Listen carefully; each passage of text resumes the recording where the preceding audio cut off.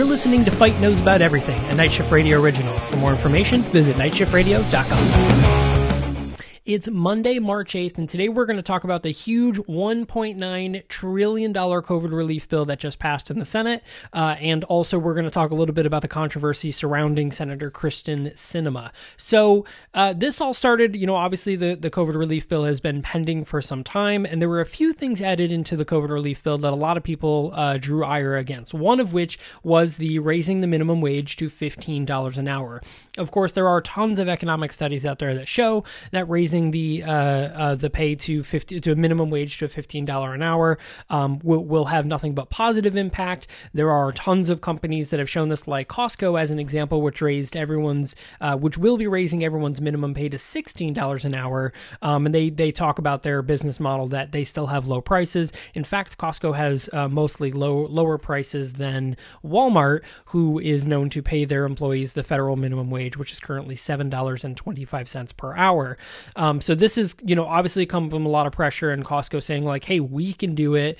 We have just as low prices, if not lower than Walmart. We employ tons of people, and the minimum our employees make is $16 an hour. But the average Costco employee actually makes somewhere around $20 to $24 an hour. So it is a completely different scenario than Walmart, whereas most of their employees are earning minimum wage. And in fact, there was just a very large study that put it out that said a vast majority of hourly workers under Walmart actually partake in federal funds, things like welfare and SNAP benefits, because they do not make a living wage. Go figure.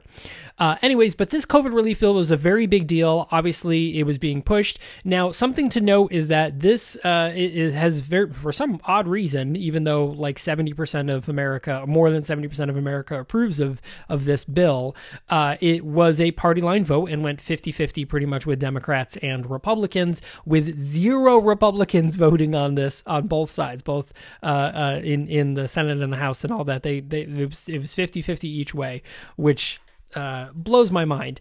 But anyways, so there were a lot of centrist Democrats that basically opposed this. One very specifically is Krysten Sinema. Now, Krysten Sinema has been accused of several things.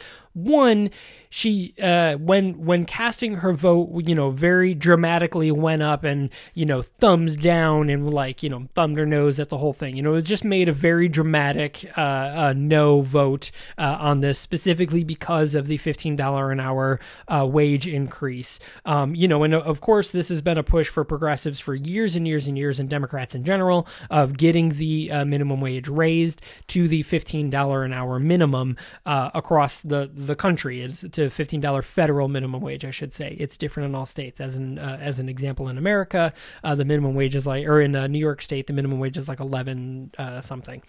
But anyways, so obviously, she stood her ground, and look, it's one thing if you're like, hey, I really don't believe in this. I kind of understand the conservative point in this. I mean, I don't agree with it in any way whatsoever, but I understand that because conservatives are very much like free market. The government shouldn't be, controlling or saying, how businesses do their business and things like that.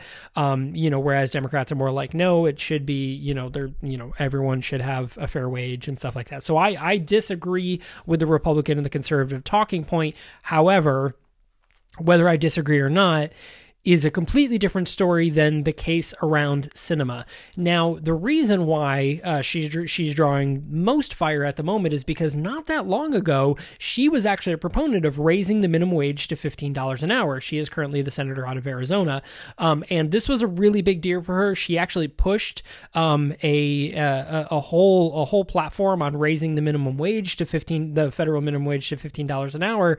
But then it was noted that she actually started getting a bunch of corporate donors and immediately changed her tune. Now, this has brought up to a lot of other scenarios. So Alexandria Ocasio-Cortez, AOC, and several other senators have actually been raising this information up, House representatives, because they actually want to stop lobbying, and they want to stop people that work for the government being able to trade in stocks. Now, this also came up a long time ago when the market crashed earlier, when COVID first started to become a big thing. This happened right around March. Several senators, including Kelly Loeffler, if I'm not mistaken, were accused of basically insider trading. Basically what they did was when they found out that COVID was going to be a really big deal and that businesses were going to go into lockdowns, they actually sold off a bunch of stocks that they knew were going to crash or lower in price because they had the inside government knowledge, supposedly direct from the Trump administration and the CDC, things that we learned about later,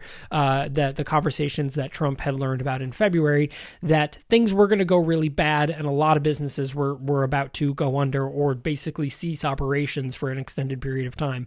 So this is a big push for them, and this conversation with Sinema kind of falls in line with that. Is that at first she was a huge advocate for this very life-saving thing, and then raising the federal minimum wage, and then all of a sudden she gets in government and gets a bunch of corporate donors who were like, hey, about that $15 an hour minimum wage, don't do that because we don't want to pay our employees a living wage. All of a sudden, now she's completely against it. Now, of course, you are more than welcome to change your mind. Of course, when you get more information, this is growing. This is what it's like. It just sucks to see someone have something that's a very progressive platform, and something that a lot of people support. Like most of America support the $15 an hour minimum wage increase. Like it is insanely popular. And to see somebody kind of be like, oh, all my constituents want this. Yeah, well, screw them. I don't. Too bad. So it's very sad to see these sort of things happen and that sort of change that goes directly against what their constituents actually want. Now, some of the other things about the COVID relief bill have changed. So one of the things that the Democrats wanted was a $400 weekly emergency unemployment bonus. And it was actually because of 6 Democrats, specifically one of them obviously is Sinema and the other is Manchin, and a few other Republicans actually said that it shouldn't be that, and they negotiated down to $300 weekly unemployment checks, bonus checks, which is exactly what it is now. So it would just be extending the current amount instead of giving more. It's basically just extending the current amount. The other thing is the tax credits for those with children. They changed those a little bit, and they also changed the income that is needed. It was $100,000 or less, and now they moved it down to an income of $80,000 or less for those to get those stimulus checks. So you will be getting a $1,400 stimulus check for you and a $1,400 stimulus check for every dependent you claimed on your 2020 taxes. Now, if you have not filed your 2020 taxes yet, you likely haven't gotten your second stimulus check yet. But if you have gotten this. And then if you filed your 2020 taxes, this third stimulus check and the child tax credit bonus and the weekly payments, there's going to be a family of 4 basically who makes under $100,000 can essentially make $7,600 in stimulus money via this COVID package. And some of that is going to be paid out weekly from the government for that child tax credit. It's an additional $3,000 per child. And it ranges, I'm giving the general idea, there's 3,000, but there's also 3,600. Depends on the age of your child. If this is information you want, this is of course publicly available on the .gov website. Please check it out so you can see the official details on there. Also, tons of newspaper articles have put out calculators, so you can type in how you claimed on your taxes, how much money you make, your dependents and stuff, and they will give you an estimation as to how much you should expect in your COVID relief bill. Now, I am recording this on Monday, March 8th. Now, the third round of stimulus checks are expected to start hitting the direct deposits in the next week or so, just assuming that everything goes fine. Now, on top of this COVID bill, obviously there was a few other things that were in there that help small businesses, including the extension of the PPP loans, extension of small business, and then there was a very huge push, specifically from Joe Biden himself, President Biden, that talked about making sure that this money went to underserved communities, specifically communities of color and any of the underserved communities in poorer areas. Now, one of the things about this is actually changing the definition of metropolitan. Now, this was a side thing, but this also actually affects this COVID bill.